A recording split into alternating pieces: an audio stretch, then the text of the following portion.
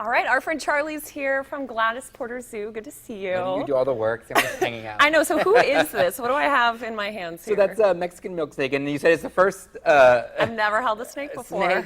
that you've handled, which is good because this milk snake we've had at the zoo for quite some time. And it's really good, and it's if you could obviously tell by the color, it's a beautiful colored snake. And the reason I brought it over here is because a lot of people when I did. It's the end of the school year, so we've been out doing outreaches at schools a lot, and a lot of people bring up the coral snake that they've been finding them. And even one of the employees here just was talking to me about finding a coral snake in their garden. So what's the difference between a coral snake? So the coral snake is venomous. Oh.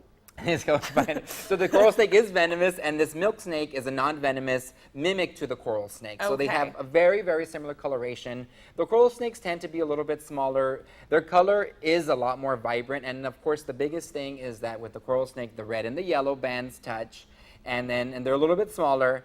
And if you see here, it's the red and the black. So they say red and yellow kill a fellow, red and black friend of Jack, or venom black, or whatever you. So red touches yellow, you don't want that. Yes. But red touches black. And good for us, even though they are commonly seen, maybe when you're outdoors, especially around this time, you can really stay away, and then they'll go about their business, and they don't want to be near humans because we are a lot larger than them, and they do feel threatened with us.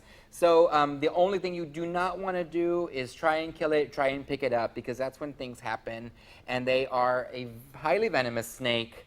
But if you stay away from them, you don't pick them up, that's the thing. If you pick them up, then that's when you get into some trouble. So you don't want to walk up to a snake out in public. Yes, and just do that. No, that's a big no. And also, of course, if you're not familiar with snakes in general, you really don't know, what you're picking up. So just general rule with all snakes and wildlife: stay away, let them go about their business, and you should be okay.